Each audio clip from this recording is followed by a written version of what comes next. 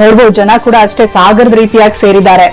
ಹೇಳಿದಾಗ ಒಂದ್ ಕಡೆ ನೋಡಿ ಮತ್ತೊಂದ್ ಕಡೆ ಓಡ್ಕೊಂಡ್ ಬರ್ತಾರೆ, ವಾಪಸ್ ನೋಡ್ಬೇಕು, ಇನ್ನೊಂದ್ಸಲ ನೋಡ್ಬೇಕಂತ ಅಂದ್ಬಿಟ್ಟು. KR ಸರ್ಕಲ್ ಹತ್ರ ಬಂದಿದ್ದಾರೆ. ಗಮನಿಸ್ತಾ ಇದ್ದೀರಿ ಆ ಚಿನ್ನದ ಅಂಬಾರಿಯನ್ನ ಹೊತ್ತು ಗಜಗಾಂಭೀರ್ಯದಿಂದ ಅಭಿಮನ್ಯು ಸಾಕ್ತಾ ಇರುವಂತ ದೃಶ್ಯ, ಅದನ್ನ ನೋಡೋದಕ್ಕೆ ಸೇರಿರುವಂತ ಸಾವಿರಾರು ಲಕ್ಷಾಂತರ ಜನ ಎಷ್ಟು ಸುಂದರವಾಗಿದೆ ಅನ್ನುವಂಥದ್ದು ಗುರುಗಳೇ ಗಮನಿಸ್ತಾ ಇದ್ದೀರಿ ದೃಶ್ಯಗಳಲ್ಲಿ. ಈಗ ಮುಂದೆ ಮುಂದೆ ಸಾಗಿ ಬರ್ತಾ ಇದೆ. ಇದು ಯಾವ ಪ್ರದೇಶ ಏನಂತ ಹೇಳಿ ಅರಮನೆ ಒಳಗಡೆನೆ ದೃಶ್ಯ ತೋರಿಸ್ತಾ ಇದ್ದಾರೆ. ಇದು ರಿಪೀಟೆಡ್ ಆಗಿ ಭುವನೇಶ್ವರಿ ದೇವಸ್ಥಾನದ ಮುಂಭಾಗದ ಇರುವಂತಹ ದೃಶ್ಯ ಇದು. ದಾಟ್ಬಿಟ್ಟಿದೆ ಬಲರಾಮ ಗೇಟ್ ದಾಟಿ ತುಂಬಾ ಹೊತ್ತಾಯ್ತು, ಆದ್ರೆ ಇದು ರಿಪೀಟೆಡ್ ವಿಜುವಲ್ಸ್ ರಿಪೀಟ್ ಆಗ್ತಾ ಇದೆ. ಪಟ್ಟೆ ಹಾಕಿರೋದು ಆನೆಗಳಲ್ಲಿ ಒಂದ್ ಕಲರ್ ಕಾಂಬಿನೇಷನ್, ಅದನ್ನು ಏನೋ ಒಂದು ಇರ್ಬೋದೇನೋ. ಮೂರಕ್ಕೂ 3 ಡಿಫ್ರೆಂಟ್ ಕಲರ್ ಹಾಕಿದ್ದಾರೆ ಹಾಸಿರೋದು. ಅಲ್ಲಿ ಗಮನಿಸಿದ್ರೆ ನಮ್ಗೆ ಅದ್ ನೋಡಿ ಒಂದು. ಈಗ ಮೈಸೂರು ರಾಜಮನೆತನಕ್ಕೂ ಆಮೇಲೆ ಚಾಮುಂಡಿ ಆರಾಧನೆಗೂ ಆ ಸಂಬಂಧ ಶುರುವಾದಂತದ್ದು ಎಲ್ಲಿಂದ, ಅದರ ಪುರಾಣ ಇತಿಹಾಸದ ಬಗ್ಗೆ ಹೇಳೋದಾದ್ರೆ? ಮೈಸೂರಿನ ಅಧಿದೇವತೆ ಚಾಮುಂಡಿಯಾಗಿ ಮೈಸೂರು ಅರಸರು ತಮ್ಮ ಆರಂಭದ ದಿನಗಳಿಂದಲೇ ಮೈಸೂರಿನ ಅಧಿದೇವತೆ ಚಾಮುಂಡೇಶ್ವರಿಯನ್ನ ತಮ್ಮ ಕುಲದೇವತೆಯಾಗಿ ಗುರುತಿಸ್ಕೊಳ್ತಾರೆ. ಸೊ ಇದಕ್ಕೆ ನಮಗೆ 1610ರಲ್ಲಿ ಬಂದಂತಹ ಇವರು ಯಾರು ರಾಜ ಒಡೆಯರ ವೃತ್ತಾಂತವನ್ನ ಬರಿತಾ ಅಲ್ಲಿ ಅವರು ಚಾಮುಂಡೇಶ್ವರಿ ದೇವಿಗೆ ಆರಾಧನೆಯನ್ನ ಮಾಡಿದ್ರು ಅಂತ ಹೇಳಿ ನಮಗೆ ಸಿಗುತ್ತೆ. ಆದ್ರೆ ಈ ಚಾಮುಂಡೇಶ್ವರಿ ದೇವಿಗೆ ಮೊಟ್ಟ ಮೊದಲು ದಾನವನ್ನ ಕೊಟ್ಟಂತಹ ಅವರು ನನ್ನದರ್ದನ್ ದೊಡ್ಡದೇವರಾಜ ಒಡೆಯರು. ಅದು ಮಾಯಸಂದ್ರದ ಸಮೀಪ ಯುದ್ಧದ ಕ್ಯಾಂಪ್ನಲ್ಲಿ ಇದ್ದಂತಹ ಕಾಲಘಟ್ಟದಲ್ಲಿ ದಾನ ಕೊಡ್ತಾರೆ. ಮೊಟ್ಟ ಮೊದಲನೇ ದಾನ ಬೆಟ್ಟದ ಚಾಮುಂಡೇಶ್ವರಿ ಅವರಿಗೆ ಅಲ್ಲಿಂದ ಬರುತ್ತೆ. ನಂತರ ನಾವು ಕಂಠೀರವ ನರಸರಾಜ ವಿಜಯ ಅದಕ್ಕಿಂತ ಹಿಂದಿಂದು 1639ರಲ್ಲಿ ಅದು ಅಧಿಕಾರಕ್ಕೆ ಬರ್ತಾರೆ. 1659ರವರೆಗೆ ಅಧಿಕಾರಾವಧಿಯಲ್ಲಿರ್ತಾರೆ ಅವರು. ಅವರ ಕಾಲಘಟ್ಟದ ಜೀವನವನ್ನ ಕಂಠೀರವ ನರಸರಾಜ ವಿಜಯ ಅನ್ನುವಂಥ ಒಂದು ಪುಸ್ತಕದಲ್ಲಿ ದಾಖಲಿಸಿದ್ದಾನೆ ಗೋವಿಂದ ವೈದ್ಯ. ಅವನು ಆ ಸಮಕಾಲೀನ ವೈದ್ಯ, ಅವನು ಕವಿ, ಸಮಕಾಲೀನ ಕವಿ. ಅದರಲ್ಲಿ ಅವನು ಬೆಟ್ಟದ ಚಾಮುಂಡಿಗೆ ಮಾಡ್ತಾ ಇದ್ದಂತಹ ನೈವೇದ್ಯಗಳು ಮತ್ತು ಇತರ ಪೂಜೆಗಳ ವಿವರವನ್ನ ದಾಖಲಿಸ್ತಾ ಹೋಗ್ತಾನೆ. ಅಂದ್ರೆ ಈಗ ನಾವು ಈಗ ಪಶ್ಚಿಮ ಬಂಗಾಳದ ಒಂದು ಭಾಗ ನೋಡಿದ್ರೆ ಅಲ್ಲಿ ಸ್ವಲ್ಪ ಈ ಶಕ್ತಿ ದೇವತೆಗಳ ಆರಾಧನೆ ಇದೆಲ್ಲ ಬಹಳ ಅದು ಬಿಟ್ರೆ ಬಹುತೇಕ ನಮ್ಮ ಭಾರತದ ಒಂದು ಶೈವಾರಾಧನೆ ಎಲ್ಲ ವೈಷ್ಣವಾರಾಧನೆ ಈ ಪಂಕ್ತಿ ಅಡಿ ಬರುವಂತ ದೇವರುಗಳನ್ನ ಆರಾಧನೆ ಎಲ್ಲ ಶೈವಾರಾಧನೆಯ ದೇವಾಲಯಗಳಲ್ಲಿ ಶಕ್ತಿ ದೇವತೆ ಅದನ್ನ ಹೇಳ್ತಾ ಇದ್ದೀನಿ. ಕುಲಕರ್ಣಿ ಅವರಿಗೆ ಹೇಳ್ಬಿಡ್ತೀನಿ, ನಾನು ಅವ್ರ ಮುಂದುವರಿಸ್ತಾರೆ. ಎಲ್ಲ ಶೈವಾಲಯಗಳಲ್ಲಿ, ಎಲ್ಲ ವೈಷ್ಣವಾಲಯಗಳಲ್ಲಿ ನೀವು ಪ್ರಾರಂಭದ ನಾನು ಹೇಳ್ತಾ ಇರೋದು ಎಷ್ಟರಿಂದ 6-7ನೇ ಶತಮಾನದಿಂದ ಹಿಡಿದು 12-13ನೇ ಶತಮಾನ ತನಕದ ದೇವಾಲಯಗಳಲ್ಲಿ ನೀವು ಹೋದ್ರೆ ಸಪ್ತಮಾತ್ರಿಕೆಯರ ವಿಗ್ರಹಗಳನ್ನ ನೋಡ್ತೀರಿ. ಅದರಲ್ಲಿ ಶಕ್ತಿ ಆರಾಧನೆ ನಮಗೆ ಕಂಡು ಬರುತ್ತೆ. ಇದಲ್ಲದೆ ಶಿವನ ಆಲಯದಲ್ಲಿ ಚಾಮುಂಡೇಶ್ವರಿಯನ್ನ ಶಿವನ ಅರ್ಧಾಂಗಿನಿಯಾಗಿ ಗಂಗರ ದೇವಾಲಯಗಳಲ್ಲಿ ಮತ್ತು ಹೊಯ್ಸಳರ ದೇವಾಲಯಗಳಲ್ಲಿ ಯಥೇಚ್ಛವಾಗಿ ಬಳಸಿದ್ದಾರೆ. ಇದಲ್ಲದೆ ವಿಷ್ಣುವಿನ ದೇವಾಲಯಗಳಲ್ಲಿ ಕೂಡ ಮಹಿಷಾಸುರ ಮರ್ದಿನಿಯನ್ನ ವಿಷ್ಣುವಿನ ತಂಗಿಯಾಗಿ ಅಥವಾ ಸಹೋದರಿಯಾಗಿ ನಾರಾಯಣಿಯಾಗಿ ವಿಷ್ಣು ದುರ್ಗೆಯಳಾಗಿ ಅಲ್ಲಿ ಕೂಡ ಇಟ್ಟು ಪೂಜಿಸುವಂತಹ ಒಂದು ಪದ್ಧತಿಯನ್ನ ನೋಡ್ತೀವಿ.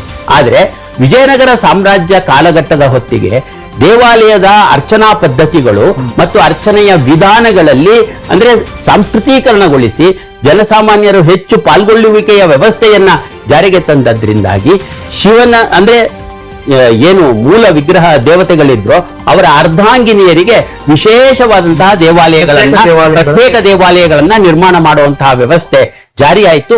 ಅಲ್ಲಿಂದ ಆನಂತರದ ದಿನಗಳಲ್ಲಿ ನಾವು ದೇವಿಯ ಆರಾಧನೆ ಎಲ್ಲ ಶೈವ ವೈಷ್ಣವ ದೇವಾಲಯಗಳಲ್ಲಿ ಸಮಾನವಾಗಿ ಕಾಣ್ತಕ್ಕಂತಹ ಒಂದು ವ್ಯವಸ್ಥೆಯನ್ನ ಕಾಣ್ತೀವಿ. ಕುಲಕರ್ಣಿ ಅವರು ಮುಂದುವರಿಸ್ತೀವಿ. ಕುಲಕರ್ಣಿ ಸರ್, ಒಂದೇ ನಿಮಿಷ. ಇಲ್ಲಿ ನಾವು ನೋಡ್ತಿದೀವಲ್ಲ ಜನ ನೋಡಿ, ಈಗ ಅಲ್ಲೂ ಕೂಡ ನೂಕ್ನುಗ್ಲು ಪೊಲೀಸರು NTPC ಅವನ್ನೆಲ್ಲ ವ್ಯವಸ್ಥೆ ಮಾಡ್ಬೇಕು. ಎಲ್ಲಿ ನಾನೇ ಹತ್ರ ಹೋಗ್ತಾರ ಇವರು? KR ಸರ್ಕಲ್ ಹತ್ರನ ಇದು. ಸೊ ಅಲ್ಲೆಲ್ಲ ಬ್ಯಾರಿಕೇಡ್ ಹಾಕಿ ವ್ಯವಸ್ಥೆ ಮಾಡಿದ್ದಾರೆ. ಬಟ್ ಆದ್ರೂ ಸ್ವಲ್ಪ ನುಗ್ಗೋದ್ ಪ್ರಯತ್ನ ಮತ್ತೊಂದು ಎಲ್ಲಾ ರೀತಿಯ ಕಂಟ್ರೋಲ್ ಮಾಡ್ಬೇಕು. ಒಂದಷ್ಟು ಜನ ಮರ ಹತ್ತಿರ್ತಾರೆ, ಹೌದೌದು, ಮರ ಹತ್ತೋದು, ಅಲ್ಲಿ ದೊಡ್ಡ ದೊಡ್ಡ ಲೈಟ್ ಕಂಬಗಳೆಲ್ಲ ಇದೆಯಲ್ಲ, ಮರ ಹತ್ತ ದೃಶ್ಯ ಅಂತ ತುಂಬಾ ಡೇಂಜರ್. ಪವರ್ ಕೇಬಲ್ ಗಳು ಪಾಸ್ ಮಾಡಿ ಅಲ್ಲೇ ಕೇಬಲ್ ಎಷ್ಟು ಹತ್ರ ಇದೆ.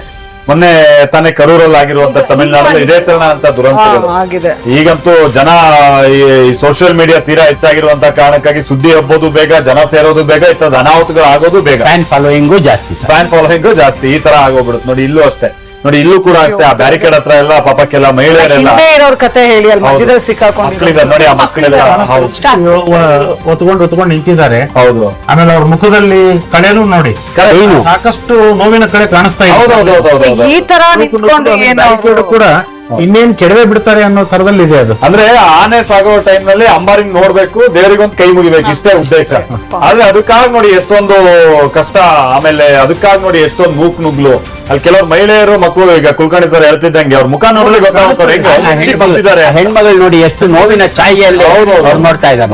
ಮುಖ ಚಿಕ್ಕ ಚಿಕ್ಕ ಮಕ್ಕಳು ಬೇರೆ ಇದಾರೆ ಅಲ್ಲಿ. ಹಿಂದಿರೋರು ಕಾಣಲ್ಲ ಅಂತ ತಳ್ಳೋಕ್ ಶುರು ಮಾಡಿದ್ರೆ ಮುಂದಿರೋರು ಬ್ಯಾರಿಕೇಡ್ ಅಟ್ಯಾಚ್ ಆಗಲ್ಲ. ಇವರನ್ನೆಲ್ಲ ಈ ಕಡೆ ಬಿಡ್ಲೇಬಾರ್ದಾಗಿತ್ತಲ್ವಾ ಒಳಗಡೆ, ಅಲ್ಲೇ ಏನಾದ್ರು ಇಲ್ಲ, ಇದು ಮಾರ್ಗದ ದಾರಿಲೇ ರಸ್ತೆಯಲ್ಲಿ ಮೇಡಮ್, ರಸ್ತೆಯಲ್ಲಿ. ಹೌದೌದು. ದೇವರಾಜ ಅರಸ್ ರೋಡ್ ಇಂದ ಮೇಲಿಂದ ಕೆಳಗೆ ಬರ್ತಾರಲ್ಲ, ಆ ಜಾಗ ಬ್ಲಾಕ್ ಮಾಡಿದ್ದಾರೆ. ಆ ಜಾಗದಲ್ಲಿ ಆಗ್ತಾ ಇರೋದು. ಕುಲಕರ್ಣಿ ಸರ್ ನೀವು ಹೇಳಿದ್ರಿ ಸ್ವಾಮಿ ಶಕ್ತಿ ಆರಾಧನೆಯ ರೂಪವಾಗಿ ಚಾಮುಂಡಿ ಕಾಣಿಸ್ತಾಳೆ ನಮಗೆ. ಸಪ್ತಮಾತೃಕೆಯರೊಳಗೆ ಚಾಮುಂಡ ಕೊನೆಯವಳು. ಬ್ರಹ್ಮಾಣಿ, ಮಾಹೇಶ್ವರಿ, ಕೌಮಾರಿ, ವೈಷ್ಣವಿ, ವಾರಾಹಿ, ಇಂದ್ರಾಣಿ, ಚಾಮುಂಡ ಸಪ್ತಮಾತರಃ. ಚಾಮುಂಡ ಕೊನೆಯವಳು.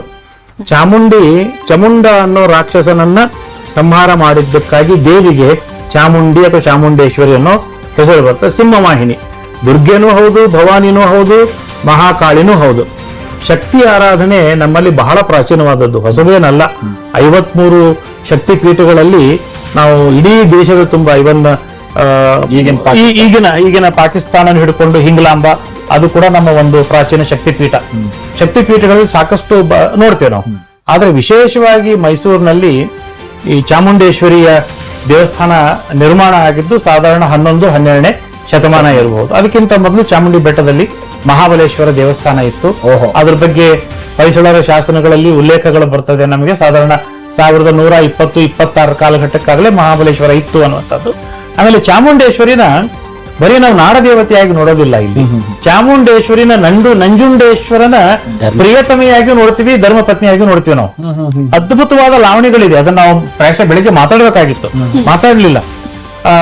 ಚಾಮುಂಡೇಶ್ವರಿ ಮತ್ತೆ ನಂಜುಂಡೇಶ್ವರನ ಬಗ್ಗೆ ಇರತಕ್ಕಂತ, ಶ್ರೀಕಂಠೇಶ್ವರನ ಬಗ್ಗೆ ಇರತಕ್ಕಂತ ಲಾವಣಿಗಳೇನಿದೆ. ಆಮೇಲೆ ಪಕ್ಕದಲ್ಲಿ ಜಾನಪದ, ಅದೇ ಲಾವಣಿಗಳು, ಜಾನಪದ ಕಥೆಗಳು. ಇದು ನನ್ನ ಶಕ್ತಿ ಸ್ಥಳ ಅಂತಾನು ಹೇಳ್ತಾರಲ್ವಾ, ಹಂಗಂದ್ರೆ ಇದು ಪ್ರಾಚೀನವಾದ ಶಕ್ತಿದ ಒಂದು ಪ್ರಾಚೀನ ಶಕ್ತಿ ಸ್ಥಳದ ಪರಿಕಲ್ಪನೆನೇ ಬೇರೆ, ಚಾಮುಂಡಿ ಬೆಟ್ಟದ ಪರಿಕಲ್ಪನೆ ಬೇರೆ. ಚಾಮುಂಡಿ ಬೆಟ್ಟದ ಪರಿಕಲ್ಪನೆ ನಮಗೆ ಒಬ್ಬ ಸಪ್ತಮಾತೃಕೆಯರ ಪೈಕಿ 7ನೆಯ ದೇವತೆಯಾಗಿ ಬರುವಂತಹದ್ದು. ಇದ್ರ ಪಕ್ಕದಲ್ಲೇ ಇರತಕ್ಕಂತ ಉತನೂರು ಅನ್ನುವಂತ ಉತನೂರು ಅಂತ ಒಂದು ಜಾಗ ಇದೆ. ಉತ್ನೂರು ಮಾರಮ್ಮನ ತಂಗಿ ಚಾಮುಂಡಿ ಅನ್ನುವಂತ ಒಂದು ಅಕ್ಕ ಒಂದು ಜಾನಪದ ನಂಬಿಕೆ ಇದೆ. ಇವರು ಇಬ್ರು ಕೂಡ ಮಲ್ಲನಮೂಲೆ ಮಠ ಅಂತ ಒಂದು ಮಠ ಮಲ್ಲನಮೂಲೆ ಇದೆ, ಕಪಿಲಾ ನದಿ ದಂಡೆ. ಅಲ್ಲಿ ಪ್ರಸನ್ನ ಆ ಜಾಗದಲ್ಲಿ ಇವಳು ಸ್ನಾನಕ್ಕೆ ಹೋದಾಗ ಶ್ರೀಕಂಠೇಶ್ವರ ಕದ್ದು ಇವಳು ನೋಡ್ತಿದ್ದಂತೆ. ಎಷ್ಟು ಅದ್ಭುತವಾಗಿದೆ ಕಥೆ ಅದು, ಜಾನಪದದ ಕಥೆನಲ್ಲಿ. ಇವಳಿಗೂ ಅವನಿಗೂ ಪ್ರೇಮ ಅಂಕುರ ಆಗ್ತದೆ. ಅಕ್ಕ ತಂಗಿ ಪ್ರಾಯಶಃ ಇದಕ್ಕೆ ಮೂಕ ಸಾಕ್ಷಿ ಆಗ್ತಾಳೆ. ಅವಳ ಜೊತೆಗೆ ನಂತರ ಮದುವೆ ಆಗ್ತದೆ. ಇವತ್ತಿಗೂ ಕೂಡ ಶ್ರೀಕಂಠೇಶ್ವರನ ವಿವಾಹ ಸನ್ನಿವೇಶದಲ್ಲಿ ಚಾಮುಂಡಿಗೆ ಅತ್ಯಂತ ಪ್ರಧಾನವಾದಂತ ಪಾತ್ರ ಇದೆ. ಇನ್ನು ಮೈಸೂರು ಅರಸರ ಅಧಿದೇವತೆಯಾಗಿ ಬರುವಂತಹದ್ದು ಸ್ವಾಮಿ ಅವರು ಹೇಳಿದಾಗೆ ಸಾಧಾರಣ 1600ನೇ ಶತಮಾನದ ನಂತರದ ಕಾಲಘಟ್ಟದಲ್ಲಿ ನೋಡ್ತೀವಿ. ಅದಕ್ಕಿಂತ ಮೊದಲು ಚಾಮುಂಡಿ ಪ್ರಸ್ತುತೆ ಅಷ್ಟಾಗಿ ಮೈಸೂರಿಗೆ ಇರಲಿಲ್ಲ. ಆಮೇಲೆ ನೋಡಿ, ಯದುರಾಯರ ಕತೆ ನಾವು ಮಾತಾಡಿದ್ವಿ ರಾಣಿಯರ ಬಗ್ಗೆ ಮಾತಾಡುವಾಗ. ಸೊ ಯದುರಾಯರು ಅವ್ರ ವಿವಾಹ ನಂತರ ಚಾಮುಂಡೇಶ್ವರಿನ ನಾಡದೇವತೆಯಾಗಿ ಮಾಡಿದ್ರು ಅನ್ನೋ ಒಂದು ಉಲ್ಲೇಖ.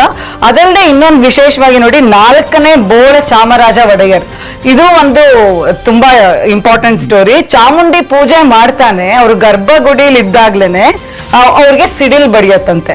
ಸಿಡಿಲ್ ಬಡ್ದಾಗ ಅವರ ತಲೆ ಕೂದಲಿಗೆ ಮಾತ್ರ ಉದ್ರತ್ತೆ, ಆದ್ರೆ ಅವ್ರಿಗೇನು ಎಫೆಕ್ಟ್ ಆಗಲ್ಲ. ಅಂದ್ರೆ ಅವರು ಚಾಮುಂಡಿ ಬೆಟ್ಟಕ್ಕೆ ಹೋಗಿದ್ರು, ಅಲ್ಲಿ ಗರ್ಭಗುಡಿಲಿದ್ರು, ಅಲ್ಲಿ ಪೂಜೆ ಮಾಡ್ತಾ ಇದ್ರು, ಅವಾಗ ಸಿಡಿಲ್ ಹೊಡಿತು, ಆಗ ಮಿರಾಕ್ಯುಲಸ್ ಆಗಿ ಅವ್ರು ಸೇವ್ ಆದ್ರು. ಇದು ಒಂದು ಸ್ಟೋರಿ. ಅಂದ್ರೆ ಇದನ್ನೆಲ್ಲ ಅವರ ಒಂದು ಭಕ್ತಿ ನಂಬಿಕೆನ ಹೆಚ್ಚು ಮಾಡ್ತಾ ಹೋಯ್ತು ಅನ್ನೋದಕ್ಕೊಂದು ನಿದರ್ಶನ. ಅಭಯ ಕೊನೆಯದಾಗಿ ಲಾನಾ ಸ್ವಾಮಿ ಅವರೇ, ನಿಮ್ ಮುಖ್ಯವಾಗಿ ಮುಕ್ತಾಯ ಮಾಡ್ಬಿಡೋಣ. ಅಂದ್ರೆ ಬಹುಶಃ ಇದು ನಮ್ಮ ಮುಂದಿನ ಪೀಳಿಗೆಗೆ ಇದನ್ನ ನಾವು ಕಳಿಸ್ಕೊಡ್ಬೇಕು, ಇದು ಪರಂಪರಾಗತವಾಗಿ ಮುಂದುವರ್ಕೊಂಡು ಹೋಗ್ಬೇಕು ಅಂತ ಬಹಳ ಸಂಪ್ರದಾಯಗಳ ಬಗ್ಗೆ ನಾವು ಆಸಕ್ತಿ ಹೊಂದಿತ್ತು. ಬಟ್ ಬಹುಶಃ ದಸರಾ ವಿಚಾರವಾಗಿ ಆ ಆತಂಕ ಇಲ್ಲ ಅಂತ ಕಾಣಿಸುತ್ತೆ. ಇನ್ನೂ ಸಾವಿರಾರು ವರ್ಷಗಳ ತನಕ ಇದು ಹೀಗೆ ನಡ್ಕೊಂಡು ಹೋಗುತ್ತೆ ಅನ್ನೋದಕ್ಕೆ ಆ ಶಕ್ತಿನೋ ಜನರ ಉತ್ಸಾಹನೋ ಅದೇ ಕಾರಣ. ಕೊನೆಯದಾಗಿ ಏನ್ ಹೇಳ್ತೀರಾ ಸರ್? ನಾಡಹಬ್ಬ ದಸರಾ ನಮ್ಮೆಲ್ಲರಿಗೂ ಅನೇಕ ವಿಧದಲ್ಲಿ ಐತಿಹಾಸಿಕವಾಗಿ, ಧಾರ್ಮಿಕವಾಗಿ, ಸಾಂಸ್ಕೃತಿಕವಾಗಿ ಮತ್ತು ಪರಂಪರಾನುಗತವಾಗಿ, ಅದರಲ್ಲೂ ಮೌಖಿಕ ಪರಂಪರೆ, ಕುಲಕರ್ಣಿಯವರು ಈಗ ತಾನೇ ಮೌಖಿಕ ಪರಂಪರೆಗೆ ಮಾತಾಡ್ತಾ ಇದ್ರು. ಈ ಎಲ್ಲ ಪರಂಪರೆಗಳನ್ನ ಒಟ್ಟು ಮಾಡಿಕೊಂಡಿರುವಂತಹ ಅತ್ಯದ್ಭುತವಾದಂತಹ ಸಮಾಜೋಧಾರ್ಮಿಕ ವ್ಯವಸ್ಥೆ ಇದು. ನಾನು ಕೇವಲ ಧಾರ್ಮಿಕ ವ್ಯವಸ್ಥೆ ಅಂತ ಹೇಳ್ತಾ ಇಲ್ಲ, ಇದನ್ನ ಸಮಾಜೋಧಾರ್ಮಿಕ ವ್ಯವಸ್ಥೆ. ಇದಲ್ಲದೆ ಇದನ್ನ ನಾವು ಮನೆಗಳಲ್ಲಿ, ದೇವಾಲಯಗಳಲ್ಲಿ, ಗ್ರಾಮಗಳಲ್ಲಿ ಮತ್ತು ಪಟ್ಟಣಗಳಲ್ಲಿ ವಿಶೇಷವಾಗಿ ಅವರವರ ಪಾರಂಪರಿಕ ವ್ಯವಸ್ಥೆಗೆ ತಕ್ಕಂತೆ ಆಚರಣೆ ಮಾಡ್ಕೊಂಡು ಹೋಗ್ತಾ ಇದ್ದಾರೆ. ಹಾಗಾಗಿ ಮೈಸೂರು ದಸರಾ ವಿಶ್ವವಿಖ್ಯಾತವಾದಂತಹ ದಸರಾ. ಹೀಗಾಗಿ ಇದನ್ನ ಸರ್ಕಾರ ತಾನು ನಡೆಸ್ಕೊಂಡು ಹೋಗ್ತಾ ಇದೆ.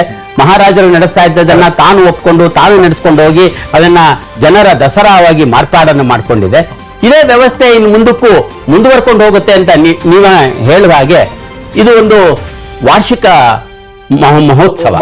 ವಾರ್ಷಿಕ ಮಹೋತ್ಸವ, ನಾಡ ಹಬ್ಬ. ಮತ್ತೆ ಎರಡನೇದಿದು ಭುವನೇಶ್ವರಿ ದೇವಿಯನ್ನ ಚಾಮುಂಡೇಶ್ವರಿಯ ರೂಪದಲ್ಲಿ ನೋಡಿ ಆರಾಧಿಸುವಂತಹ ಒಂದು ವೈಭವದ ಪರ್ವ. ಈ ಪರ್ವವನ್ನ ಮುಂದುವರಿನ ಜನಾಂಗ ಮುಂದುವರಿಸಿಕೊಂಡು ಹೋಗ್ತಾರೆ ಅನ್ನೋ ನಂಬಿಕೆಯೊಂದಿಗೆ ನಾನು ನಿಮಗೆ ನಮಸ್ಕಾರ ಹೇಳ್ತಾ ಇದ್ದೀನಿ. ಎಲ್ಲ ವೀಕ್ಷಕರಿಗೆ ನಮಸ್ಕಾರ. ಬಹುಶಃ ರಾಜಮನೆತನವನ್ನ ಪಕ್ಕಕ್ಕಿಟ್ಟು ದಸರಾವನ್ನ ನಾವು ಕಲ್ಪನೆ ಮಾಡ್ಕೊಳ್ಳೋಕ್ಕೂ ಸಾಧ್ಯ ಇಲ್ಲ. ಆ ಕಾರಣಕ್ಕಾಗಿನೇ ರಾಜವಂಶಸ್ತ್ರ ಇತಿಹಾಸ ಜೊತೆಗೆ ದಸರಾದ ಪರಿಕಲ್ಪನೆ ಹೇಗೆ ಆರಂಭ ಆಯ್ತು, ಇದರ ಇತಿಹಾಸ ನಮ್ ಜೊತೆಗೆ ತುಂಬಾ ಚೆನ್ನಾಗಿ ಹೇಳ್ಕೊಂಡ್ರಿ ಕುಲಕರ್ಣಿ ಸರ್, ಸ್ವಾಮಿ ಸರ್, ಹಾಗೆ ಭಾರ್ಗವ ಮೇಡಮ್, ನಿಮ್ 3 ಜನಕ್ಕೂ ಕೂಡ ಧನ್ಯವಾದಗಳು. ಇತಿಹಾಸವನ್ನ ಮತ್ತೊಮ್ಮೆ ನಮ್ಮ ಮುಂದೆ ಕಣ್ಣಿಗೆ ಕಟ್ಟೋ ರೀತಿಯಾಗಿ ನಮಗೂ ಜೊತೆಗೆ ನಮ್ಮ ವೀಕ್ಷಕರಿಗೆ ವಿವರಿಸಿದ್ದಕ್ಕಾಗಿ ಧನ್ಯವಾದಗಳು. ನಮಸ್ಕಾರ. ಮತ್ತೊಮ್ಮೆ ಎಲ್ಲರಿಗೂ ಶುಭಾಶಯಗಳು. Thank you. ಸೊ ಇದಾಗಿತ್ತು ಈ ಹೊತ್ತಿನ ವಿಶೇಷ. ನಿರಂತರ ಸುದ್ದಿಗಾಗಿ ನೋಡ್ತಾ ಇರಿ ಟಿವಿ.